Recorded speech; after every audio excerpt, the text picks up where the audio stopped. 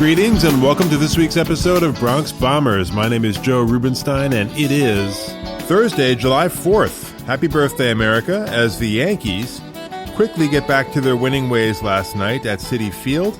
Domingo Germán, fresh off the DL, IL, DL, whatever, was really spectacular. 6 innings, 1 run, 5 hits, no walks. Phenomenal. Didi and Don Giovanni go back-to-back, and Don Giovanni with just 2 stellar defensive plays at third base. What an asset he's been.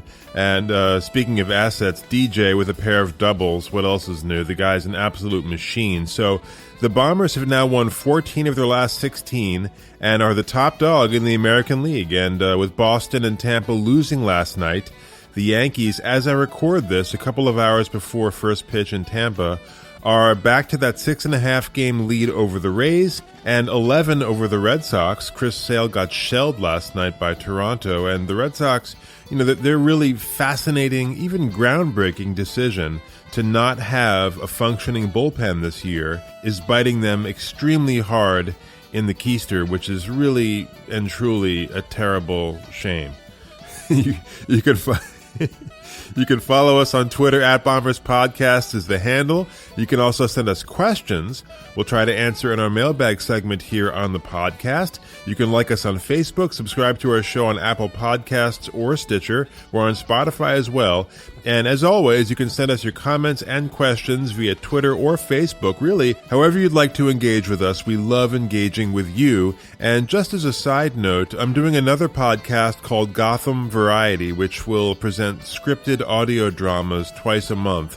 We've got some really great actors and top-notch stories that we've put together. And that podcast debuts on September 1st, but we'll start releasing trailers next week. Just do a search for it wherever you're listening to this right now, and you'll find it, or you can check it out at GothamVariety.com. Coming up a little bit later on in our Twitter poll this week, some interesting results when we asked which Yankees, if any, were snubbed for the All-Star Game, and in just a minute, author Paul Goldberger rejoins the show for part 2 of our conversation about his terrific new book, Ballpark, Baseball in the American City. All that and more coming up on today's Bronx Bombers. Back in a moment.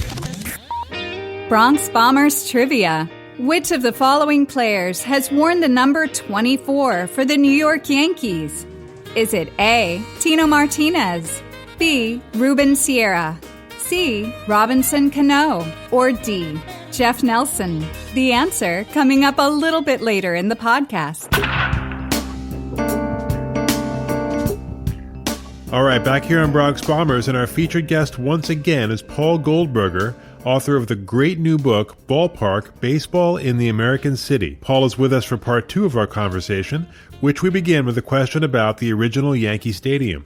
Since this is, after all, a Yankees podcast, let's get to the original Yankee Stadium. And that word stadium is very important because the team owners at that time, Jacob Ruppert and Cap Houston, explicitly wanted Yankee Stadium to evoke the kind of grandeur of the Roman Colosseum, right? Yes, exactly.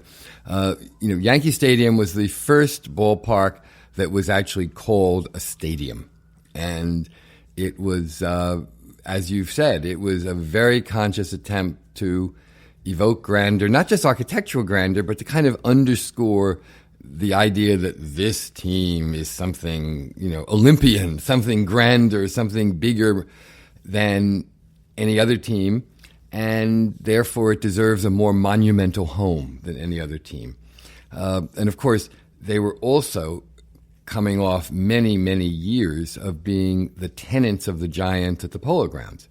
And the last few years were very unhappy landlord-tenant years, let's say, because, the Giants were the dominant team when that relationship began. Then the Giants slipped somewhat. The Yankees made, of course, the famous hire of Babe Ruth, who quickly became the most popular player in baseball. Attendance was larger at the Polo Grounds for Yankee games than Giants games. The landlords were not happy to see their tenant do better than they did, and they wanted the Yankees out of there. The Yankees then, as you said, commissioned this building that was supposed to be grander and more monumental than anything else in baseball to underscore their view of themselves as, the sort of Olympian team in professional baseball. Now, let's get into a couple of disasters which you cover in your book. Municipal Stadium, nicknamed the Mistake by the Lake, was another multi-purpose stadium where the Indians played from 1932 to 1993. And a different sort of disaster, or at least a qualified disaster, was Houston's Astrodome, which actually was cutting edge in many ways at that time. It was the first domed stadium. It was the first to install artificial turf. It was also the first to feature an animated scoreboard. Some of those are dubious firsts, but it was also a stadium with numerous problems. Talk about Municipal Stadium and the Astrodome, if you would, Paul, and their shortcomings architecturally and otherwise. Well, very different problems and different stories, but equally unsuccessful, I think, for baseball. You're right. Municipal Stadium in Cleveland was the product of the city's desire to have a very large stadium as an important statement of sort of who they were as a city. Cleveland believed itself in the 1930s to be a worthy rival to New York or Chicago, and they thought, a stadium would be a perfect way to express that. The Indians at that point were playing in League Park, an old stadium that was kind of quaint, but in fact probably made Ebbets Field look like a palace. It was really pretty small and run down for most of its life. The Indians were also in an ownership transition and were not likely to we're not likely to be in a position to actually invest in a new ballpark themselves, even though this was a day when teams generally did pay for things themselves. The city didn't want to wait, and so the city said, we'll build it and we'll just lease it to you. So Cleveland Lakefront Stadium, Municipal Stadium, marked the beginning of two trends that were really not very good. One was the idea of a very large stadium designed expressly for multiple sports, which made it less favorable for baseball. And second, the idea of municipal public financing of stadiums rather than being financed by the teams. And so that's something that, of course, grew to dominate professional sports later. But its beginnings actually are in that decision Cleveland made in the 1930s. Because it had 80,000 seats. If the Indians attracted 20,000 people on an afternoon, that would have made League Park look pretty full and like a really good attendance and lively and good. Those same 20,000 people just disappeared in Municipal Stadium. And so they ended up going back to League Park for most of their regular day games and only playing weekend and holiday games at Municipal Stadium for several years. It's the only time, I believe, in Major League history that a team has had two official home ballparks at the same time. But they got permission from the league to sort of alternate depending on the day of the week and so forth. Then the Astrodome, a whole different set of problems. That was also, I guess, the result of a little bit of overreach by a city. In this case, Houston, which wanted to prove that it could be bigger and bolder and all that than any other place. But also, of course, it's a result of the evolution of baseball and the expansion into climates that baseball once had not been played in. So, it's a very, very different thing to ask people to sit outside in the Texas sun for 3 hours or more on a summer afternoon. So it's not surprising that when technology made it possible to actually do a dome that large, they decided they wanted to go for it and try it. In the end, it's actually a fabulous building and a terrible ballpark. It's a sort of wonderful, wild, crazy expression of Texas exuberance. It's fun to see like an indoor rodeo in there or some other crazy thing. I think you lose something very essential to baseball in the Astrodome, though. And I'm very glad that they have moved on to what is now called Minute Maid Park in downtown Houston, which is also a better location. Now, between the early era of ballparks that we talked about, Wrigley, Fenway, Shibe Park, and the brand new development, let's call it the theme park era, which we'll get to in a minute, there were a couple of different phases. The post-war suburban phase, where ballparks were set far from city centers. I guess Dodger Stadium would be a prime example. And then in the 90s, a return to the city, exemplified by Camden Yards. But let's start with that post-war suburban phase. What prompted that? And what, in your view, Paul, were the positives and the negatives? Well, the driving force behind the move to the suburbs was that, was the fact that everything else was going to the suburbs. And so why not baseball? It was about following the audience. And so much of the middle-class audience for baseball had gone to the suburbs. So it was really no different from, department stores moving into suburban malls and so many other things that were happening in those years. The sad thing, of course, is that ballparks that were once integrated into urban neighborhoods, places like Fenway and Wrigley or Ebbets Field, that you would walk to and feel connected to everything around them and would in fact bring and generate life for everything around them, instead became like these sort of beached whales sitting in the middle of a sea of parked cars on black asphalt. But, that was the 50s. And it took a while before we figured out that all came at a price. And in fact, while it may have had some convenience to it, it was often not very good. And we began to pull away, but not for some time. I mean, that's another part of the story. Those years brought us an awful lot of ballparks, and they also led to a degree of standardization that I think is what breaks from the tradition of baseball at least as much as moving out of the city did. So you had a time when Veterans Stadium in Philadelphia looked pretty much like Three Rivers Stadium in Pittsburgh, which looked like Riverfront in Cincinnati, which looked like Fulton County in Atlanta, and so forth and so on. Shea Stadium was at least a little better than some of them because it was not a full circle and didn't close at the end. It was more like a kind of big horseshoe, which I think is better because I like the idea that the outfield is sort of symbolically open in baseball, and even though you have bleachers, that your eye can go to the sky beyond and a sense of open space. But some of them were complete enclosed circles, which is, for me, very un-baseball-like. Thankfully now, just about all of those are gone. The only thing from that era two things from that era remain. One is Oakland, the Oakland Coliseum, the only mixed-use stadium still in use. And the other is actually the funny exception from that period, which is Dodger Stadium, which is, it's all wrong in one sense in that it is only reachable by automobile and, in fact, is a nightmare to get into and get out of. However, it is one of the very few things from that era that was built for baseball only, not as a mixed-use stadium. It very much serves the needs of baseball. And once you actually finally make it through the traffic and get into your seat, it is one of the nicest, most satisfying places in all of Major League Baseball to actually attend a game. Problem is, of course, then you also have to get home, which is the same experience in reverse. But when you're in it, it is absolutely fabulous. And then Camden Yards debuted in 1992, inaugurating what I guess you could call the retro or maybe neoclassical phase. I remember when it opened, it was a cause for great celebration.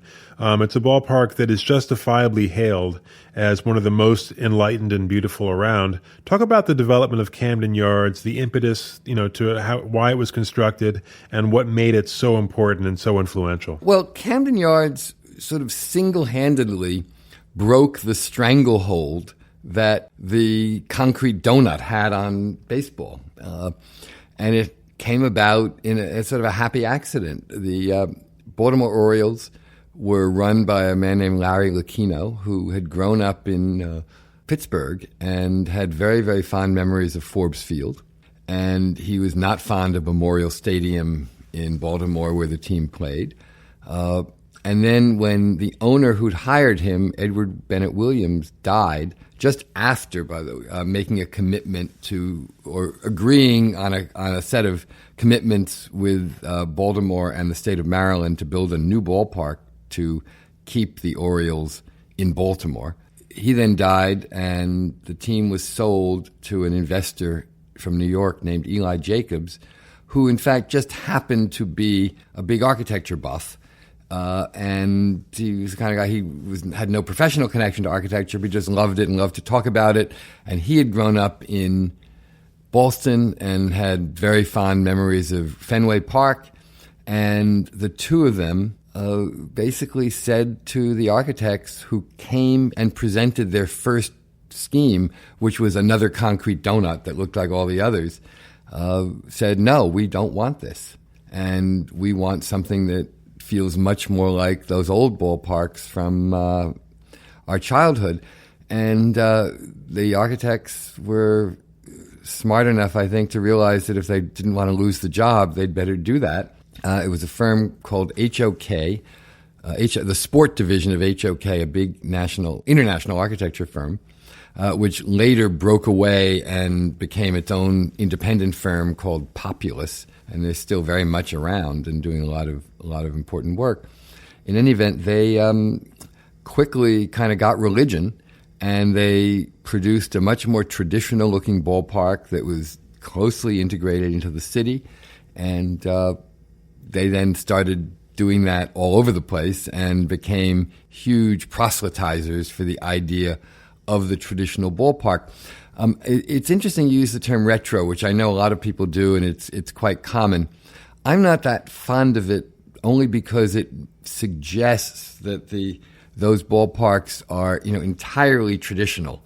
And in fact, while some of them, including Camden Yards, do have a certain amount of old-fashioned decorative detail around them, they're also very modern buildings in a lot of ways. And, they're a little bigger than the really old ballparks because they have lots of bathrooms, clubs and lounges, and lots of eating options and all the things that people today demand, much bigger locker rooms and training facilities, all the other things that you would have seen in one of the big concrete donuts, but just in a warmer, more inviting kind of package.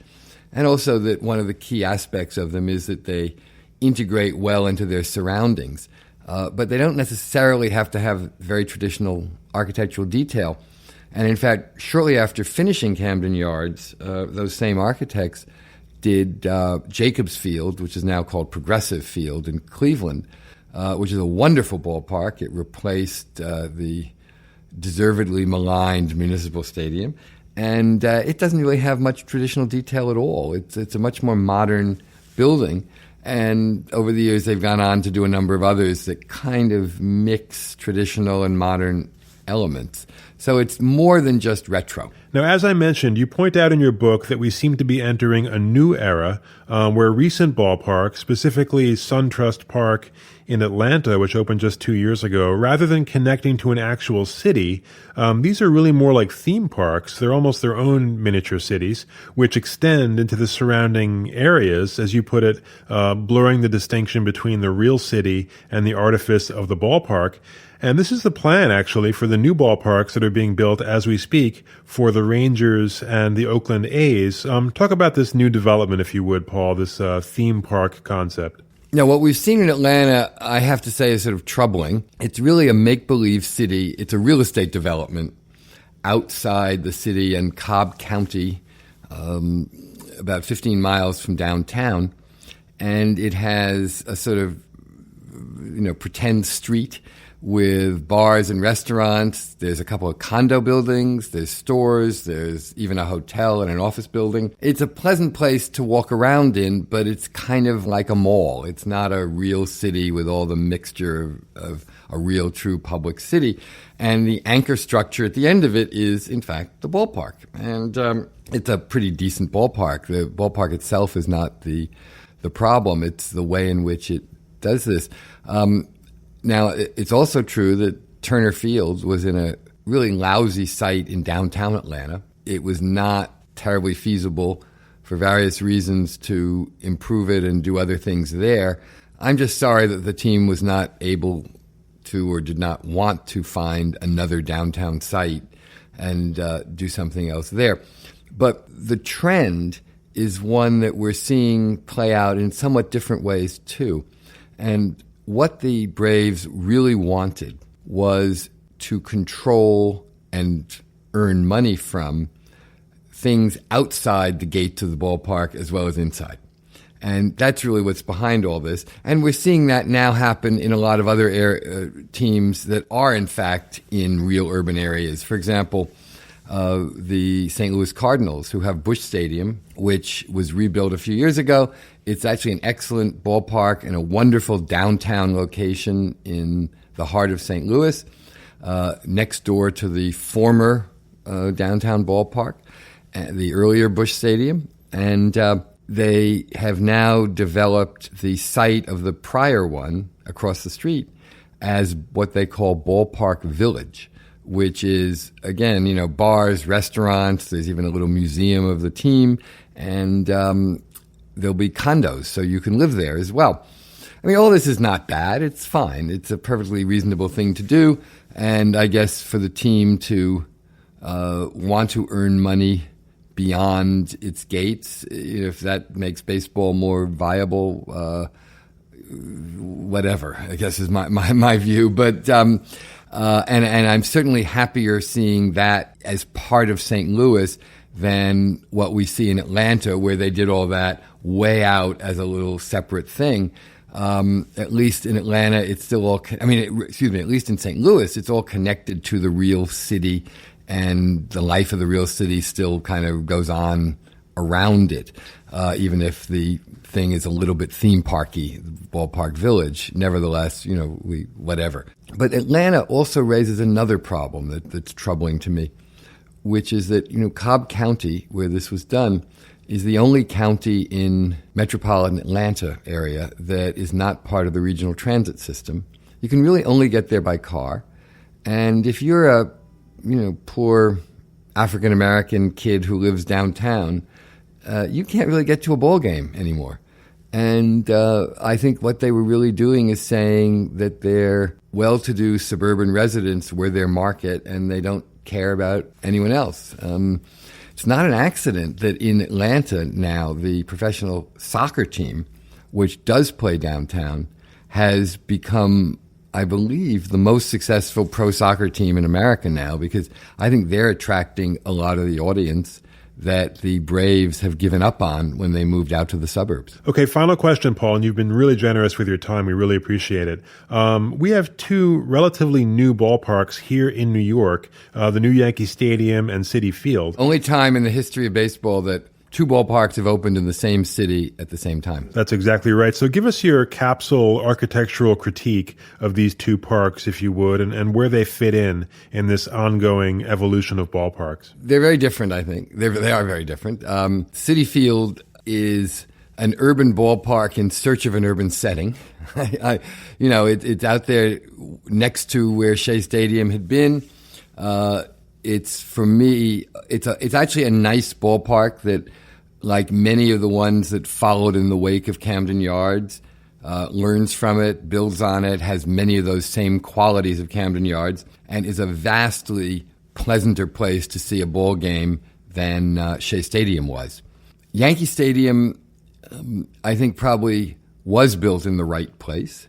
I would have preferred that Citi Field go to Long Island City if it was going to stay in Queens, or maybe to the Hudson Yards area of Manhattan, which would have given it a tighter connection to a real urban fabric. But Yankee Stadium sort of has that, and I think, the new stadium is okay. I find it a little bit pompous and self-conscious, and a little pretentious. On the other hand, I so hated the way Yankee Stadium had been renovated in the 1970s, which I think was one of the worst renovations of any ballpark anywhere. They took one of the greatest of all historic ballparks ever and did all they could to make it look like an anonymous concrete donut from the 70s, at which point there's no reason to save it anymore. Better to start all over again, in my view. Had Yankee Stadium existed in its original form, then I think I would have felt very, very strongly that it should have been preserved and given a gentle, respectful updating the way Wrigley and Fenway and Dodger Stadium had had. But we didn't have that option, and it had been ruined so badly, might as well start over. And it's a nicer place to go to a ball game than the prior iteration from the 70s, but I find it a little overblown, a little pretentious, and not as welcoming as Citi Field. So that's my take on those two. I'm just curious, pretentious in what way? I mean, I think I know what you mean, but... I guess I mean, no, you're right to call me on that, because maybe it's not the best choice of words.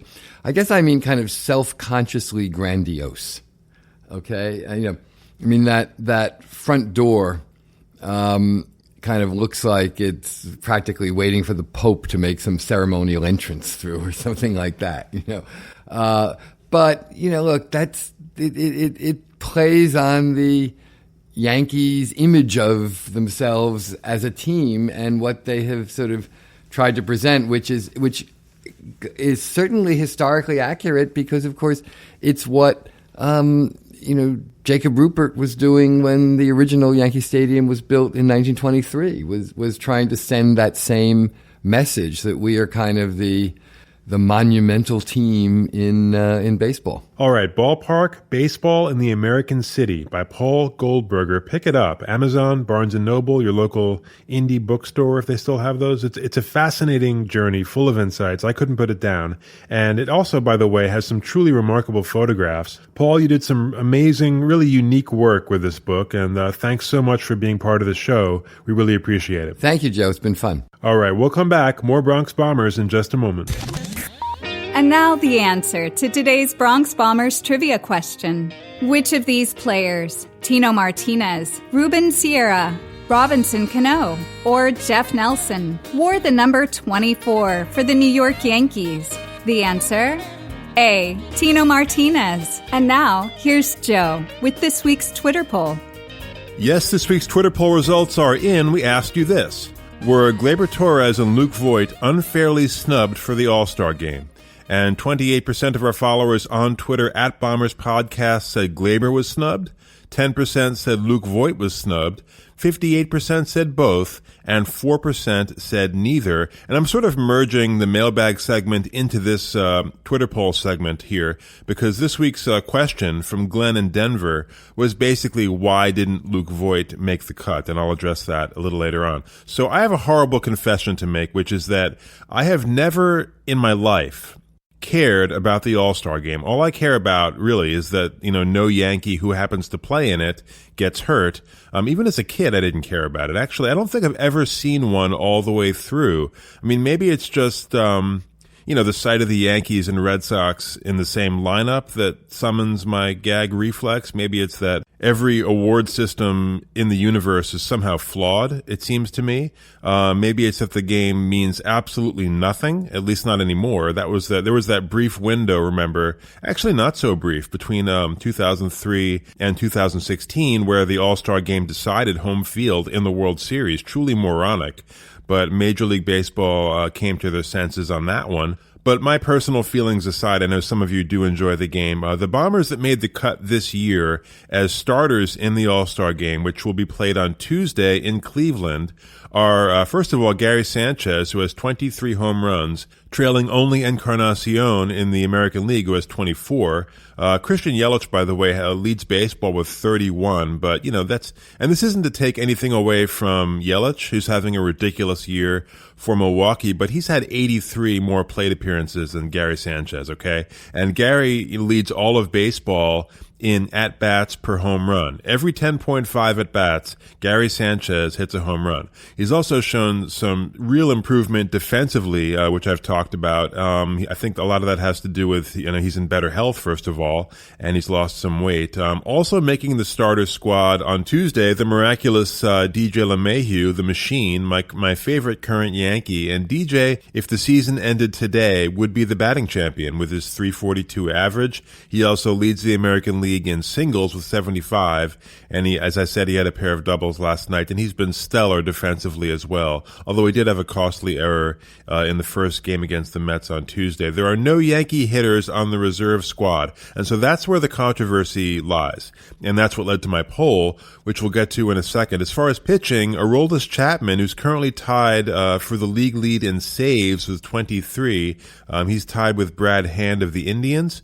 Aroldis is sporting a minuscule 1.36 ERA, and he is the only Yankee on the pitching roster, and I think that's correct. So obviously, all three guys, Sanchez, DJ, and Chapman, very deserving. So let's get to Gleyber, who very belatedly today was assigned to the reserve team after first Tommy La Stella was injured and replaced by Brandon Lau, and then Lau got injured last night, so Gleyber is his replacement. But Gleyber, who could actually have been selected at either second base or shortstop, he's played both this year. But as we said, DJ got the nod to start at second base correctly, and the starting shortstop will be the Twins' Jorge Polanco. So far, so good. Those are both utterly deserving. But the reserve shortstop chosen was Cleveland's Francisco Lindor. And this, I and many others had a big problem with. The fact is, Gleyber's offensive numbers are clearly better than Lindor's. Gleyber has 19 home runs. Lindor has 12.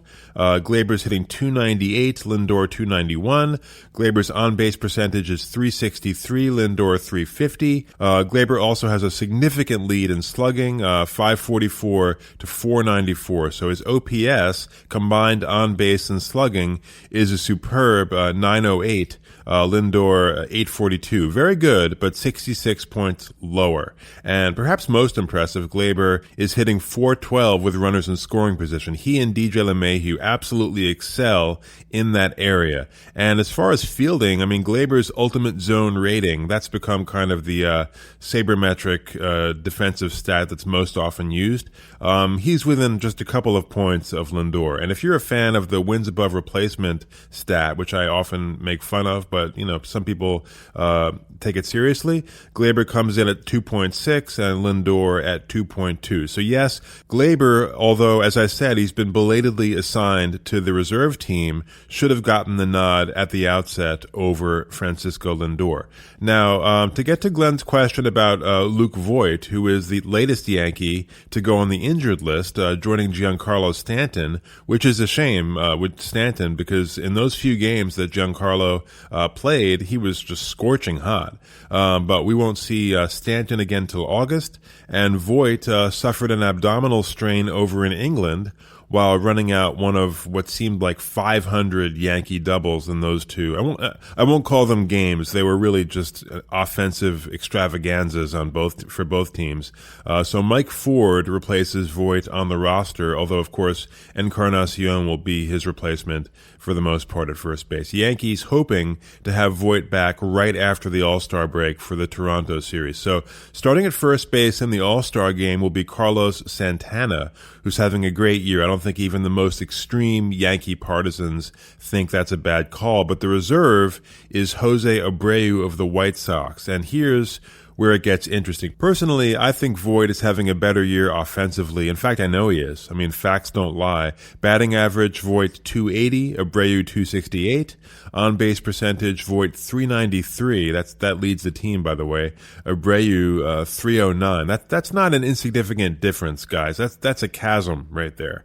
And slugging is closer. Voit at .509, Abreu at .508. But again, OPS, Voit is elite at .901. Abreu just very good at .817. Yes, Abreu has 2 more home runs with 19 to Voigt's 17, but so what? I mean, those other numbers I cited more than supersede the 2 home run difference. Now, defensively, neither is great, but Voit has certainly improved over last year, so that's a wash to me. But given that major difference in on-base percentage, and again, if you care about wins above replacement, Voigt's at 1.7, Abreu's at 0.9. Honestly, this was as much of a snub as Gleyber, in my opinion. So yes, Glenn, Luke Voit, although obviously he wouldn't have been able to play He's injured, but it's still an honor to be chosen, and he should have definitely been chosen over Abreu as the reserve first baseman. So my answer to my own poll is that I am with the 58% that said both were snubbed, really kind of screwed in broad daylight, if we're going to be honest about it. I think,